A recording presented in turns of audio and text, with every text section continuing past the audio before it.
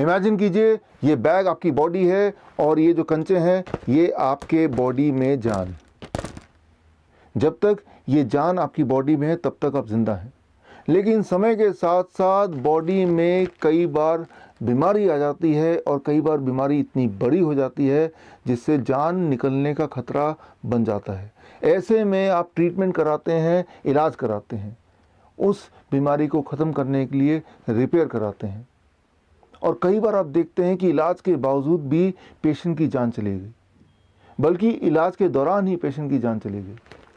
और ऐसे में आपको लगता है कि इलाज तो कराया था फिर भी पेशेंट को हम बचा नहीं पाए। जबकि क्लोज इन्वेस्टिगेशन से अक्सर ये पाया जाता है कि जब इलाज की कड़ी को पकड़कर, उसके थ्रेड को पकड़कर ध्यान से देखा गया तो पाया गया कि इलाज के बावजूद भी पेशेंट नहीं मारा गया, बल्कि इलाज ही कारण है पेशेंट के मरने का। मेडिकल भाषा में इसे बोलते हैं एट्रोजेनेसिस। आज मैं एक बहुत ही गंभीर विषय पे आपसे बात करूंगा। आपको ले जाता हूं आज से 150 साल पहले, अमेरिका की बात है, नॉर्थ अमेरिका की बात है। उस वक्त अगर कोई accident victim, blood loss patient hospital में आता था, ब्लड लॉस चाहे सर्जरी की वजह से हो या एक्सीडेंट की वजह से हो या पेशेंट एनीमिक हो, उस वक्त का कॉमन प्रैक्टिस था मिल्क ट्रांसफ्यूजन। नज़ारा ये कि पेशेंट लेटा हुआ है और पेशेंट की नसों में दूध के पाइप लगे हुए हैं और दूध लिटरली नसों में चढ़ाया जा रहा है। नज़ारा यहाँ तक भी था कि बेड के पास गायें बंधे हुए हैं और नर्सेस गाय का दूध निकाल रही है और ताज़ा दूध पेशेंट पे चढ़ाया जा रहा है, इस उम्मीद से कि शायद पेशेंट बच जाए। आपको मेरी बात का यकीन नहीं आएगा, इसीलिए मैं आपको रेफरेंस दे रहा हूँ ब्रिटिश मेडिकल जर्नल का 12 अप्रैल 1879, पेज नंबर 557 से लेकर 559 के बीच में। आपको पढ़ना है तो स्क्रीन पे दिए हुए लिंक में जाके आप देख सकते हैं, आर्टिकल पढ़ सकते हैं। आपको समझ आ जाएगी बात कि उस वक्त का कॉमन प्रैक्टिस था मिल्क ट्रांसफ्यूजन। और नतीजा क्या? वही नतीजा जो एक्सपेक्टेड है कि पेशेंट की मृत्यु हो जाती। और डॉक्टर्स इस सोच में रहते कि हमने तो दूध चढ़ा के भी देख लिया, फिर भी पेशेंट मारा गया। और कई सारे ट्रायल्स होते रहे, कई सारे एक्सपेरिमेंट होते रहे और कई सारे नियम भी बनते रहे। एक वियर्ड नियम ये भी था कि अगर वो लड़का है विक्टिम पेशेंट तो गाय या भैंस का दूध चढ़ाया जाएगा, और लड़की है या बच्चा है तो बकरी का दूध। या एक ट्रायल का नतीजा ये भी था कि अगर 1 लीटर दूध चढ़ाया गया तो जल्दी मौत होती है, या आधे लीटर से कम दूध अगर चढ़ाया जाए तो जिंदगी थोड़ी देर तक रहती है। और फाइनली उन्होंने कंक्लूड किया कि आधे लीटर से कम दूध चढ़ाना ही ठीक रहेगा। करते करते 50 साल निकाल दिए डॉक्टरों ने ये समझने के लिए कि दूध चढ़ाने के बावजूद भी मृत्यु नहीं हो रही है, बल्कि दूध चढ़ाने की वजह से मृत्यु हो रही है। और इसके साथ ही मिल्क ट्रांसफ्यूजन का जो प्रैक्टिस था वो हमेशा के लिए ख़त्म हो गया और उसकी जगह आ गया what is now known as blood transfusion. आजकल पिछले 100 सालों की बात कर रहा हूँ, दुनिया भर के हर तरह के हॉस्पिटल्स में एक कॉमन सीन है। अगर एनीमिक पेशेंट आ जाए या एक्सीडेंट विक्टिम ब्लड लॉस वाला आ जाए या किसी भी सर्जरी की वजह से ब्लड लॉस हो जाए, तो एक कॉमन प्रैक्टिस है and that is blood transfusion. Blood transfusion में ये बिलीव ही नहीं किया जाता, बल्कि ये विश्वास किया जाता है कि खून चढ़ाने से इंसान के जिंदा रहने की पॉसिबिलिटी बढ़ सकती है, रादर बढ़ जाती है। लेकिन पिछले 10 सालों में ही, सिर्फ लास्ट 10 ईयर्स में एविडेंस की बात की जा रही है कि एक्चुअली रियलिटी में देखते हैं कि जो हम सोच रहे हैं क्या ऐसा ही है।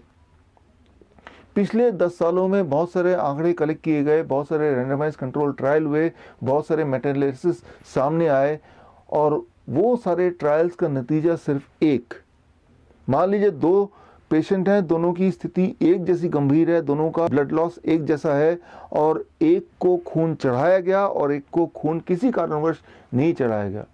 हर बार ये पाया गया कि जिन पेशेंट्स को खून चढ़ाया गया उन पेशेंट्स के मृत्यु की चांसेस लगभग डबल है, 2 गुना। आप सोच रहे होंगे कि अगर ब्लड ट्रांसफ्यूजन से मृत्यु दर बढ़ जाता है, मोर्टेलिटी रेट बढ़ती है, मॉर्बिडिटी बढ़ती है, तो ये आज भी प्रैक्टिस में क्यों है? इसके लिए आप गौर कीजिए स्क्रीन में दिए हुए रिपोर्ट को। रिपोर्ट है AABB का, यानी कि American association of blood bank, जिन्होंने ये बीड़ा उठाया है कि वो प्रोटोकॉल बनाएंगे, गाइडलाइन बनाएंगे, रिकमेंडेशन बनाएंगे।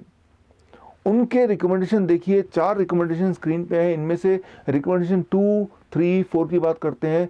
इन तीनों रिकमेंडेशन के लास्ट लाइन को देखिए, मैंने हाईलाइट किया है। लास्ट लाइन क्या है? Weak evidences, weak recommendation, uncertain recommendation, low quality evidences, very low quality evidences. बोलने का मतलब ये है, उन्होंने प्रोटोकॉल तो बना दिया, नियम बना दिया, गाइडलाइन बना दिया, लेकिन बोलना वो चाह रहे हैं इस गाइडलाइन के लिए सबूत कोई ठोस नहीं है, बल्कि सबूत ही नहीं है। सिर्फ रिकमेंडेशन 1 के नीचे लास्ट लाइन पे लिखा है स्ट्रॉन्ग रिकमेंडेशन, स्ट्रॉन्ग एविडेंसेस।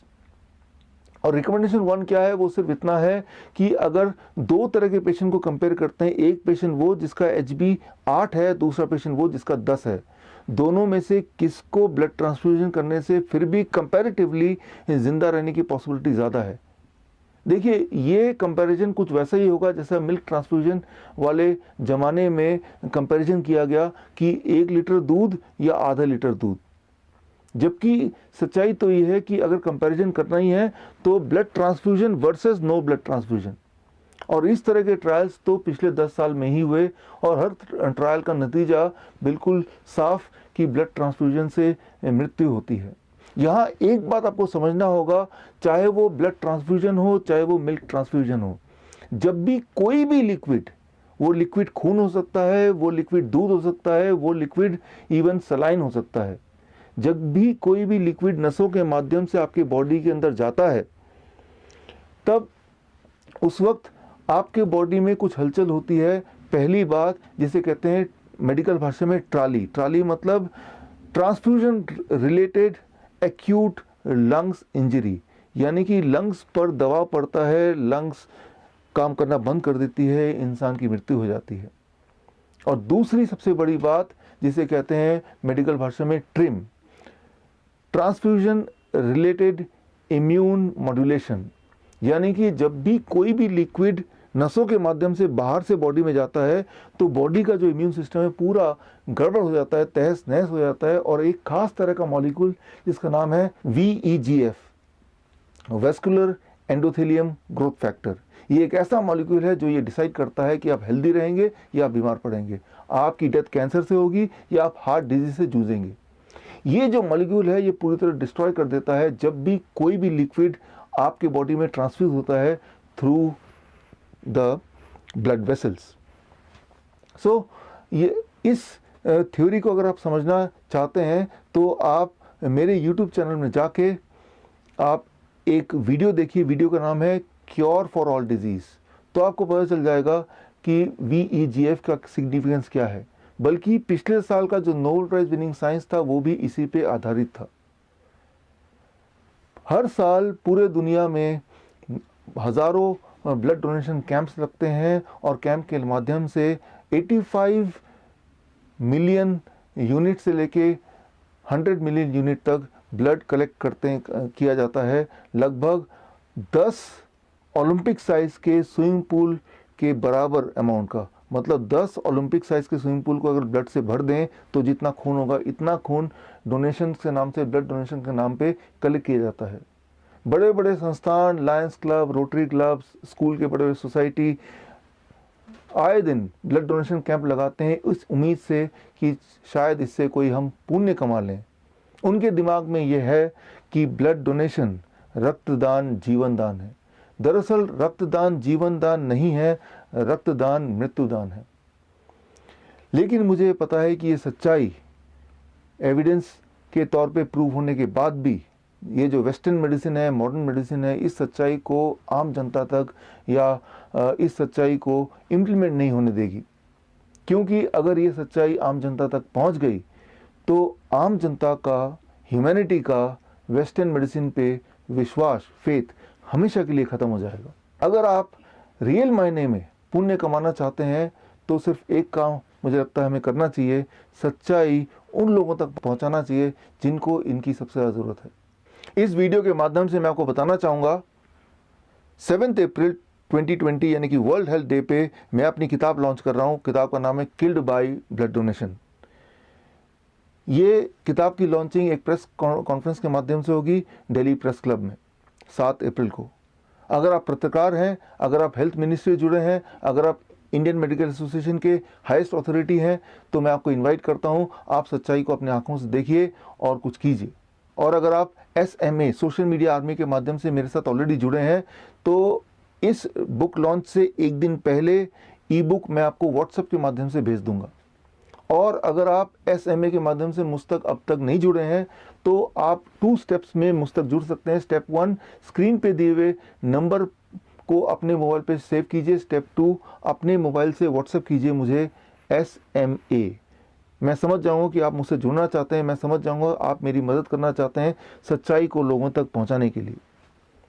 तो मैं आपको भी 7 अप्रैल से पहले ये बुक व्हाट्सएप से ई बुक मैं आपको भेज दूंगा। और यही नहीं, टाइम टू टाइम ऐसे एविडेंस बेस्ड वीडियो मैं आपको भेजूंगा जो किसी की जान बचा सकता है।